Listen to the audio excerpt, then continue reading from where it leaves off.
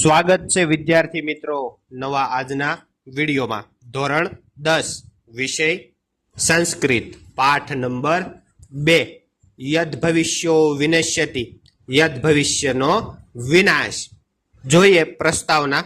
સંસ્કૃતમાં પંચતંત્ર અને હિતોપદેશ એ પ્રાણી કથાના પ્રસિદ્ધ ગ્રંથો છે.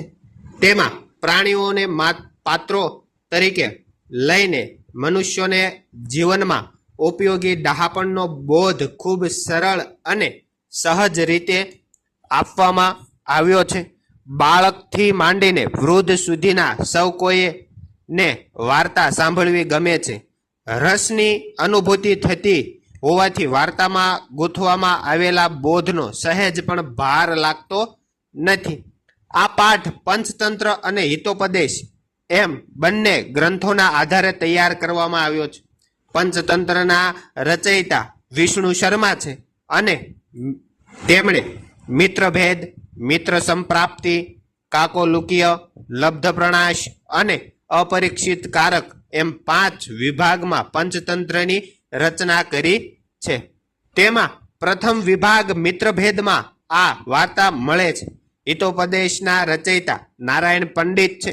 હિતોપદેશમાં મિત્રલાભ, સુહૃદભેદ, વિગ્રહ અને સંધિ એમ કુલ 4 વિભાગો છે.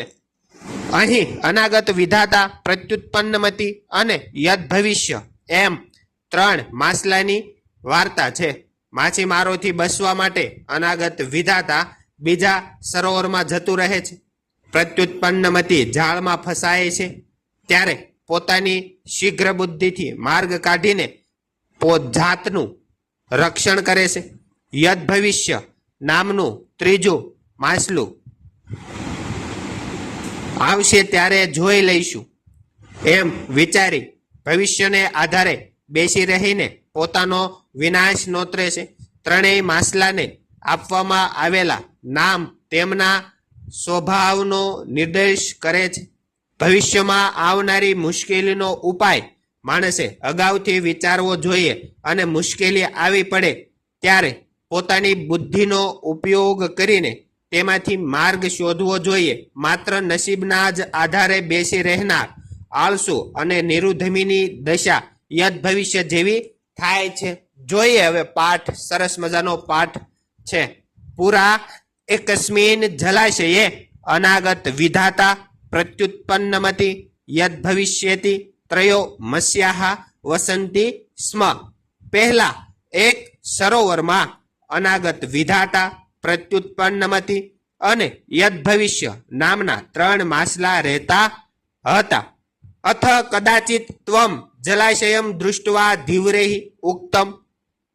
પછી એકવાર સરોવર જોઈને માછીમારો બોલ્યા, અહો બહુ મત્સ્યો અયમ અદહ. વાહ, આ સરોવર ઘણા માછલાઓ વાળું છે. કદાચિત અપી ન અસ્માભિ અન્વેચિત. ક્યારેય પણ આપણે જોયું ન હતું. તદ્યત આહાર વૃત્તિ સજ્જાત. આજે ખોરાકની વ્યવસ્થા થઈ ગઈ છે. સ્વઃ અત્રાગમ્ય મત્સ્ય કુર્માદયો વ્યાપાદયિતવ્યા ઇતિ નિશ્ચય. આવતીકાલે અહીં આવીને માછલા, કાચબા વગેરે જરૂર મારી નાખીશું એ નક્કી છે. સ્વઃ એટલે આવતીકાલે. અથ તેષામ તત્કુલિશોપમ વચનમ સમાકર્ણ્ય મત્સ્યાહ પરસ્પરમ પ્રાહુ શ્રૂયોતમ ધીવરાલાપ. હવે તેમનું વજ્ર જેવું કહી શકાય એવું વચન સાંભળીને માછલાઓએ એકબીજાને કહ્યું, માછીમારોનો આ વાર્તાલાપ સાંભળ્યો? અધુના અસ્માભિ કિમ કર્તવ્યમ. હવે આપણે શું કરવું જોઈએ? તત્ર અનાગત વિધાતા નામ મત્સ્ય પ્રાહ. ત્યારે અનાગત વિધાતા નામનો મત્સ્ય બોલ્યો, નૂનમ પ્રભાત સમયે ધીવરાહ અત્ર ગમ્ય મત્સ્ય સંશયમ કરિષ્યતિ ઇતિ મમ મનસી વર્તતે. ખરેખર સવારના સમયે માછીમારો અહીં આવીને માછલાઓનો વિનાશ કરશે એમ મને લાગે છે. તન્ન યુક્તમ સાંપ્રતમ ક્ષણમપી અત્ર અવસ્થાતુમ. તો હવે એક ક્ષણ પણ રહેવું યોગ્ય નથી. અસ્માભિઃ રાત્રો એવ કચ્ચિતમ સમીપમ સરહ ગંતવ્યમ. આપણે રાત્રે જ કોઈ નજીકના સરોવરમાં જવું જોઈએ. અહમ તાવત જલાશયાંતરમ ગચ્છામિ. હું તો બીજા સરોવરમાં જાઉં છું. અપરહ પ્રત્યુત્પન્નમતી પ્રાહ. બીજો માછલો પ્રત્યુત્પન્નમતી બોલ્યો. ભવિષ્યર્દ પ્રમાણ ભાવાત કુત્ર મયા ગંતવ્ય. ભવિષ્યને માટે સાબિતીનો અભાવ હોવાથી મારે ક્યાં જવું.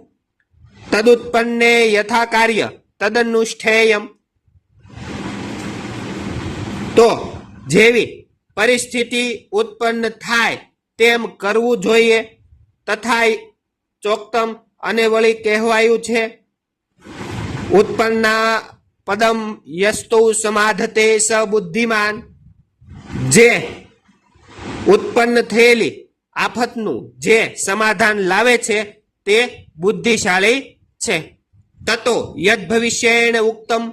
ત્યાં પછી યદ ભવિષ્યએ કહ્યું ધીવરાણામ વચના માત્રેણ પિતૃપૈતામહી કસ્ય જલાશયસ્ય ત્યાગ ન પૂજ્યતે.